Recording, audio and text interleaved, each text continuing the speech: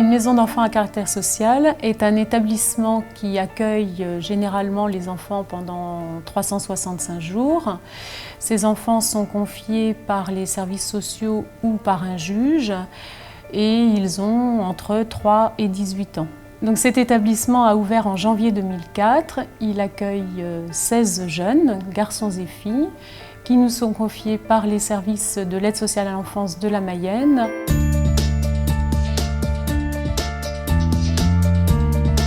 Alors, au sein de cette maison, vous avez 2 maisonnées. Sur chaque maisonnée, on accueille 8 enfants. Et nous avons aussi à disposition un studio pour les familles et pour les jeunes quand ils veulent commencer à travailler leur autonomie. Alors, mon rôle de maîtresse de maison démarre dès le matin, par exemple dès le brossage des dents. Et puis il va se poursuivre tout au long de la journée jusqu'au coucher de l'enfant, avec un rôle éducatif très important sur toutes les étapes du quotidien. Prévoir les repas, prévoir les plannings des jeunes par rapport à l'entretien des chambres, tout ce qui est organisationnel, tout ce qui est mis en place et gestion de maison, c'est nous qui faisons en tant que maîtresse de maison. Ce que j'aime bien faire, c'est la cuisine et aider, mais pas tout le temps. Quand on fait le ménage, on a chacun un truc à faire aussi. On a un jardin, on a une balançoire, on a des télés, on a des ordis, on a tout. On essaie, avec l'équipe, de leur apporter un cadre structurant, avec la complexité du fait que nous sommes 6 au sein de l'équipe et il faut un cadre unique. Donc on accompagne les enfants dans leurs projets individuels, donc c'est avec leurs besoins, leurs demandes. On organise des sorties culturelles, des activités avec eux, que ce soit à la piscine ou au skatepark ou des choses comme ça. C'est important de les voir dans la société, voir comment ils se comportent, qu'est-ce qu'ils réclament.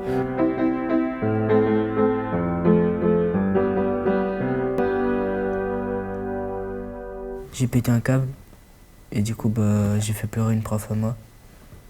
Elle n'est pas venue au travail pendant 3 jours. Du coup, je me suis fait exclure. Nous avons de plus en plus d'enfants déstructurés, ayant des pathologies psychiatriques importantes.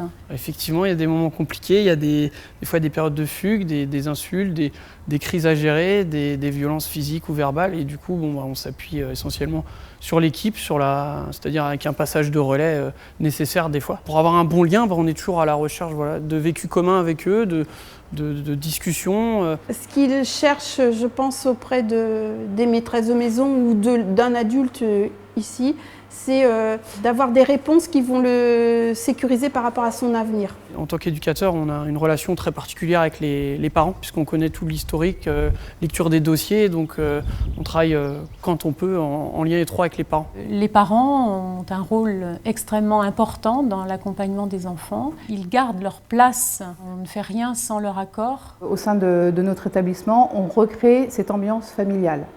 Et c'est vrai qu'à être au quotidien avec eux, ils se créent des liens, mais maintenant, on n'est pas leur maman, quoi. Si l'enfant, à un moment donné, c'est-à-dire ce nous on appelle je peux lui renvoyer la maman idéale que l'enfant n'a pas.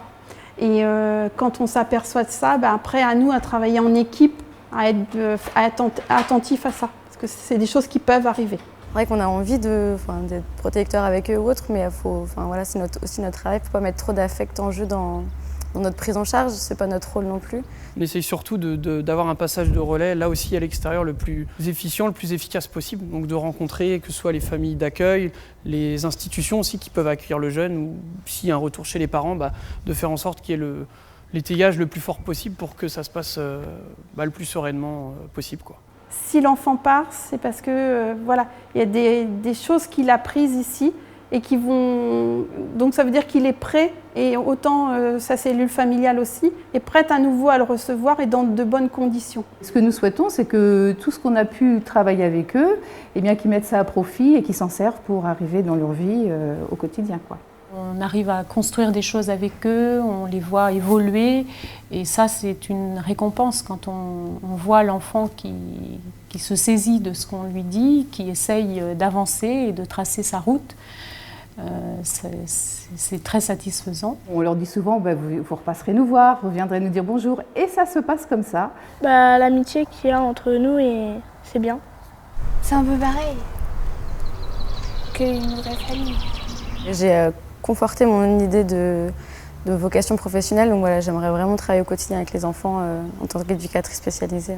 Une des principales raisons pour laquelle je fais ce métier, c'est vraiment la recherche de relations humaines, avec l'équipe aussi, important de pouvoir se confier. Une équipe soudée, ça soude aussi les enfants en fait, ils sentent quand il y a des crispations, donc voilà, beaucoup de communication et puis de vécu avec l'équipe aussi.